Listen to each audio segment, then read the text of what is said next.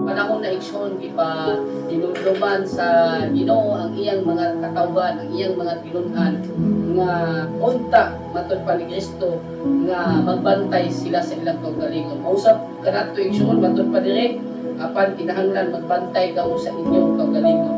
So kita igsoon isip nga nangalagad na sa Ginoo, kinahanglan usab kita magbantay sa atong kaugalingon kay tingali igsoon wata kabantay nga na makalapas ta sa mga unsay balaod sa Ginoo, no?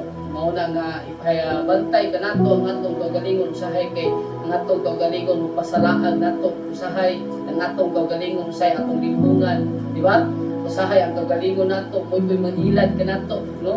Kay matud pa diya sa Jeremias 17:5 nga ang kasing-kasing sa tao malimbungon. So sa to pa ang kaugalingon igsuon, ini kaugalingon nato usahay limbungan ta, no? Apan mao ni gingon ni Kristo nga kinahanglan magbantay kita igsuon. Base inyo ang kasing-kasing mahiluan. So ning mahiluan igsuon kana bang sa ning mahiluan igsuon kana bang malason sa ning kaning igsuon ba mahiluhan hiluan igsuon kana ba to masagulan ang atong kasing-kasing mga butang nga dili iya sa Dios, no? Nga matud pa diri sa pagpatuyang nating pagpatuyang igsuon daghang klase sa pagpatuyang igsuon, patuyang sa mga kahilayan sa mga pagkasi nga pagpatuyang igsuon yata na pagiging Kristo nga pagkahubog. So pagkahubog igsuon ipasidaan ni Kristo igsuon siguro panahon ni Kristo dunay inom niya nga mga pinun-an ba mo nga moinom og isog giilimnon apan di pasidaan ni Kristo nga basin yung kasing-kasing may luwan sa pagpatuyang sa pagkahubog. Dito na yun yung pagkahubog kung may laing kahubog ilimnon man, no? O ang mga kabalaka. So kini jud igsuon usahay ang Kristohanon dili jud malindayan dunay mga kabalaka, stress, alcohol, depression, kanyang tanan igsoon ato kanang itugyan ngadto sa Ginoo ang atong mga kabalaka. Sa di ta kasabot igsoon sa atong kagalingon, labi igsoon maabot kanato ang mga pagsulay sa atong kinabuhi, no? Ipahinumdom ka ni Kristo nga dili kita magpalabis pagkabalaka, no? Normal ang tao mabalaka igsoon, no? Pero dili yun angay natong patuyangan atong pagkabalaka, no? Mabalaka ta usahay mabalaka ta nga wala kay kaunon, so mabalaka ba ta kay Disney. Apan niingon si Kristo nga dili ta magpalabi pagkabalaka sa atong kaugalingon.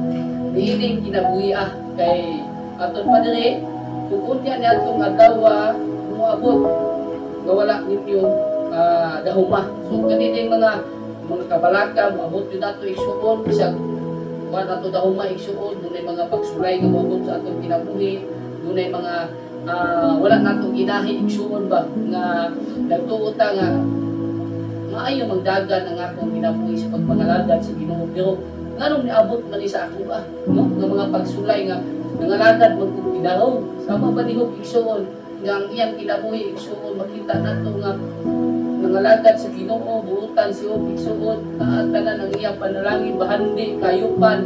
Pero sa kalit sa usa ka pagpamilok igsuon nawala gyud ang tanan, di ba? Nawala ang tanan igsuon tungod sa dako nga pagsulay nga miabot sa kinabuhi Ginoo. Usahay isab kita igsuon kita nga Kristohanon usahay murag mapatuyangan nato atong kaugalingon ipahinumdom sa Dios.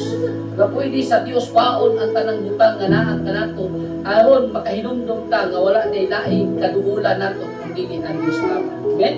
Usahay mo ni ingon ti Kristo nga dita magkabalaka. No kay kanang mga kabalaka mga pagsulay moabot sa kinabuhi usa day kanang kalitag igsuon basin moabot nato na igsuon mo nato daw ingon na usa kalitag, no? Usa kalitag matud pa diri unya moabot na nga adlaw ug wala ninyo daw ingon usa kalitag igsuon moabot sa atong kinabuhi igsuon ang mga sulayan tas kaaway igsuon ba Usahay maningala ta. Yung niabot pa ni sa ato nga. Yung niabot pa ni sa ako nga.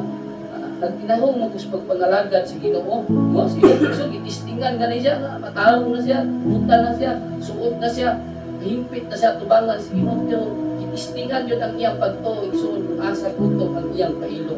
Kita usab kay Kristiyano na sulayan usab ta tistingan usab atong pagpangalagad sa Ginoo kun asa gyud kutob ang atong pagtuo. Ba? Nay mga pulong yun sa Ginoo igsoon na medyo pumat yun kaayo ipadapat sa Ginoo kanato aron ang magmatag yung taba nga nagkulang yun dahil tali sa Ginoo igsuon.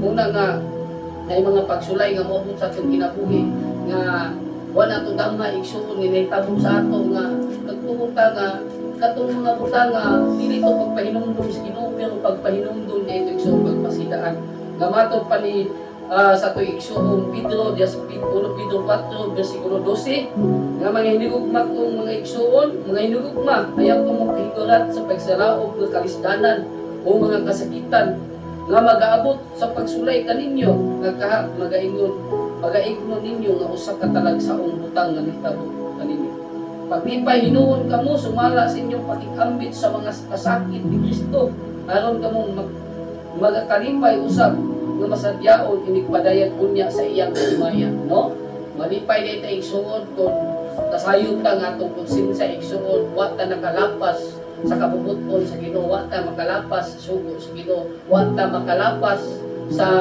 atong pagkakristohanon magakalipay kita igsuon kun doon na may mga pagsulay nga moabot sa atong kinabuhi nga matod pa ni Pedro igsuon 1 Pedro 3 versikulo 17 kay labi pang maayo ang pag-antos tungod sa pagbuhat ug matarong kay kini pagbuot man sa Dios kaysa pag-antos tungod sa pagbuhat ug dili matarong. So sa ato pa igsuon kay kini atong pagpangalagad sulayan man gyud igsuon kayagon man gyud ta igsuon bisan pa diri sulod sa iglesia bisan pa ngadto sa gawas igsuon ayagon man ta igsuon kay isulti na sa Ginoo nga magbantay lagi ta sa atong kaugalingon kay wa ta mahibalo igsuon nga moabot ka na nato igsuon usa day na siya kalit-ag man kay igsuon.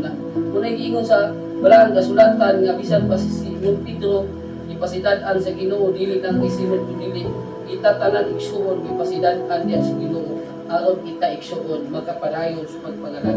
No matod pa 22:31 Lucas Simon tanawa ipangayo kamo ni Satanas sa pagbaton kaninyo aron iyak kamong alikigon ingon sa trigo. So, ang mga katawhan sa Ginoo, mga tinunan sa Dios, ipangayo na ni Satanas. Kung sa iyang ipangayo, ang ato usang pagtuo nga walagad ba niya, di ba? Kaya nga ito pagtuo, nag-alagad ba sa Ginoo? Gusto man bawion, nagbaon ni Satanas ang atong atensyon ba? Ang atong kalipon kapag alagad nga sa Dios. Paon na sa Satanas, iya ka ng birahon, aron muagto dapit kanya igsuon muna nga magbuhat siya mga strategy ba mga pamaagi bitaw nga malilata mailad ta makwanta ka ng tao malipat ta no haleluya muna ang balang kasulatan ningon si Kristo nga magbantay kamo sa inyong kaugalingon no nga unta dili mahayluan ang atong kasing-kasing no sa mga butang sa kalibutan mga igsuon kay mas labi pang maayo igsuon ang pag-antos kaysa pagbuhat ug kay tungod sa pagbuhat ug matarong kaysa pagbuhat ug dili matarong no ubos gabahin tambal ni Kristo apan managtukaw kamo sa tanang panahon ni pagtukaw igsuon kanang alerto igsuon ba alert ta sa atong pagtuo sa Ginoo alert ta sa atong pagpangalagad sa Ginoo no managtukaw managampo no kaning pag-ampo igsuon usa jud ni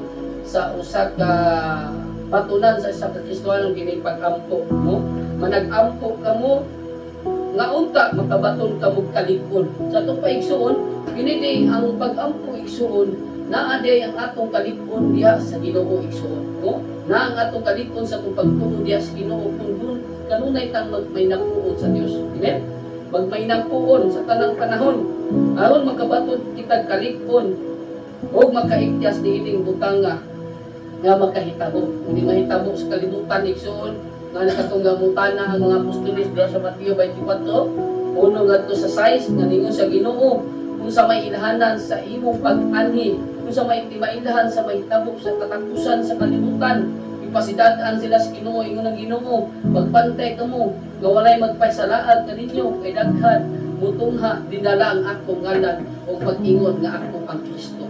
O makadungog ka mo mga gubat, o mga dungog-dungog, mahitungod sa gubat, dili ka mo makuyawan, no? Ingon si Kristo. Kay managubat ang nasod, batok sa nasod, ug ang gingharian, batok sa gingharian.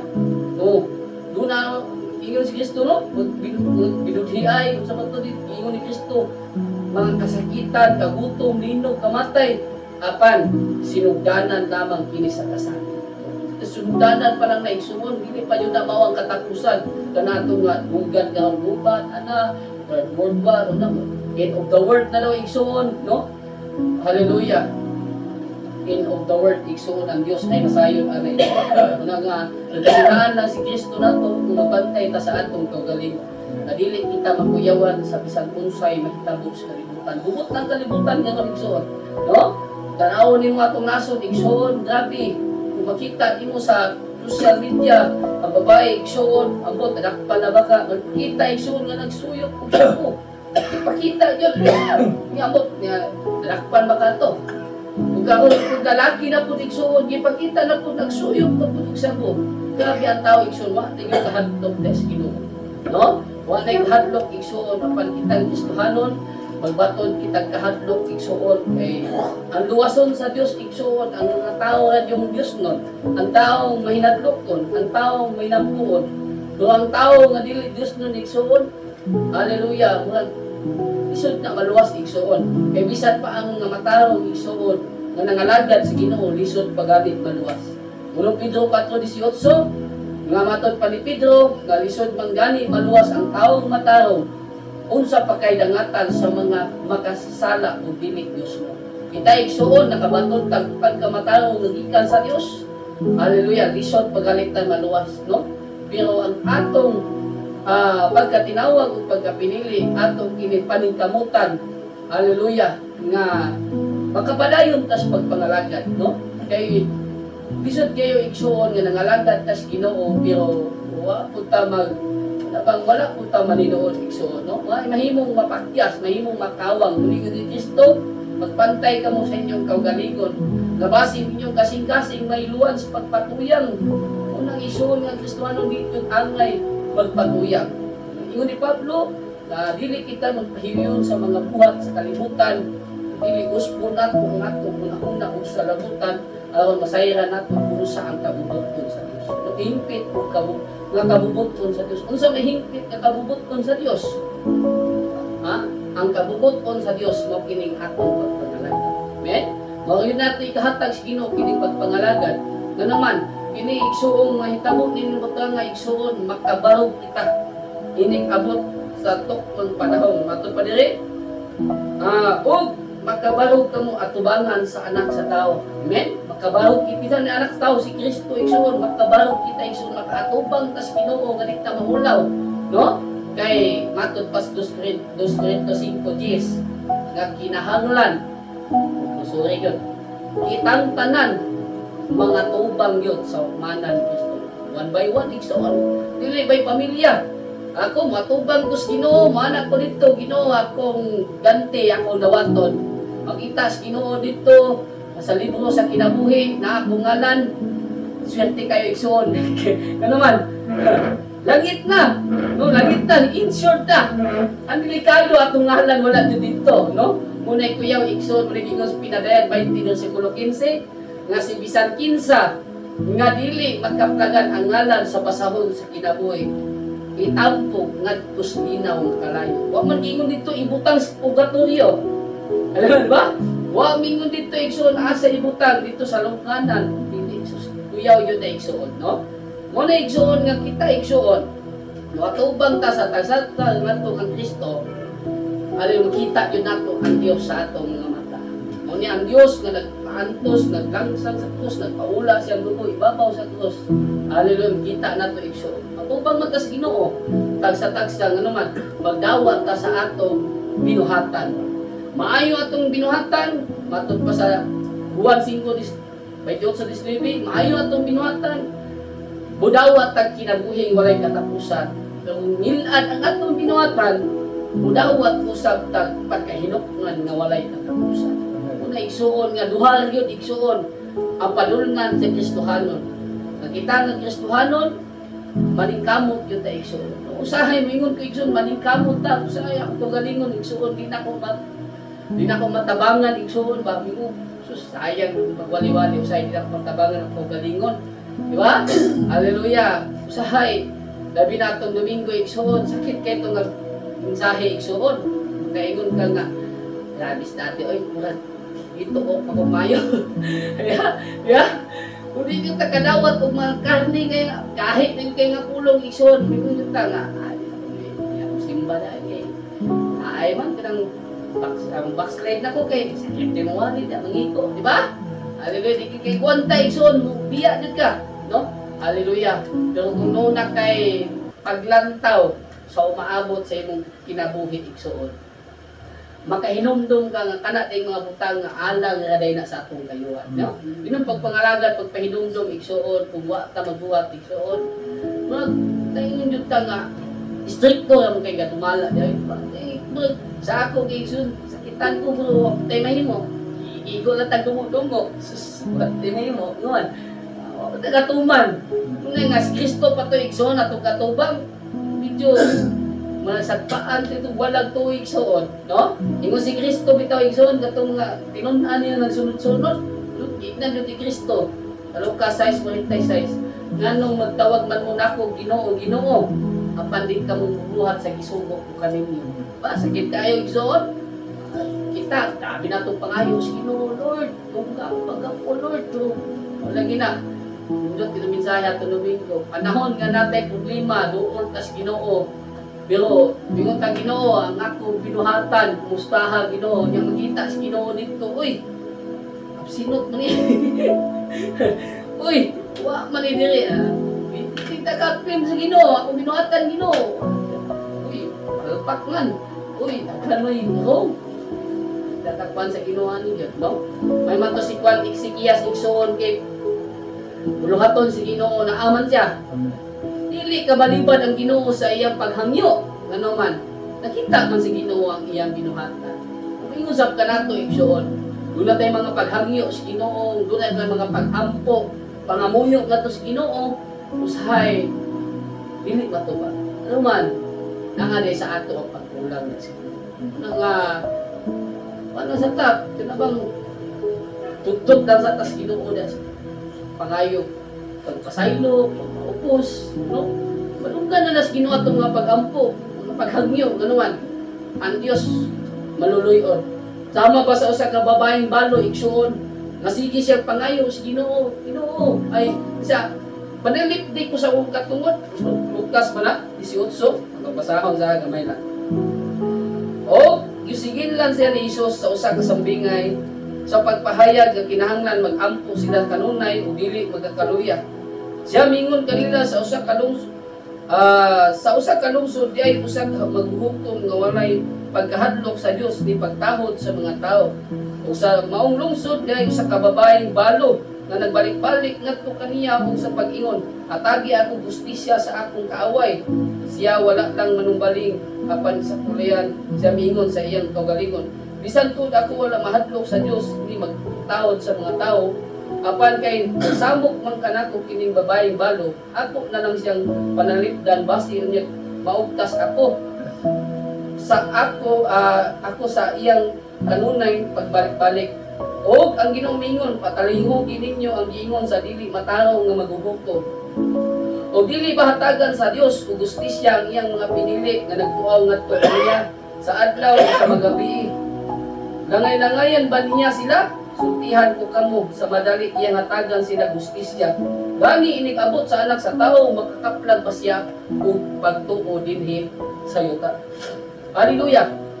So makita nato igsoon nga kung doon natay pangayoon sa Ginoo igsoon, kung magbalik-balik tas pagpangayo sa Ginoo, madunggan yun na sa Ginoo igsoon. Pero lamang ang atong pagpangayo doon na usay pag-response sa pagtuman sa iyang sumunod. Amen? Hallelujah. Amen. Amen. Pero huwag lang ako igsoon, no? Hallelujah.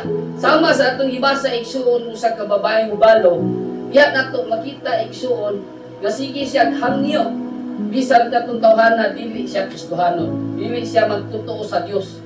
Pero tungod sa paghangyo sa babaeng balo nga panalipdan ang iyang katungod, kasi base na siya kumbra, no? Nasa kundra, nasa mga kikabilkan siguro, kung nahadlok siya, nagpakitabang yun siya sa maong maghupong.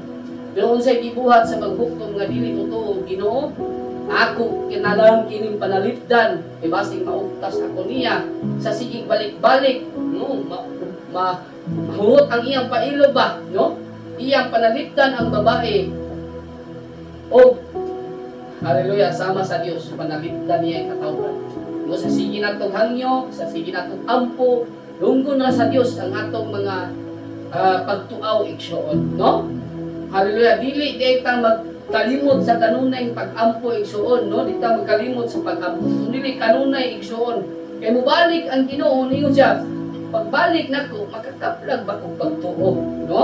Hallelujah, kay ningon na ba si Kristo kay moabot kani sa tibuok kalibutan, no? Nga wala ninyo dawma ingon sa usa ka lintag.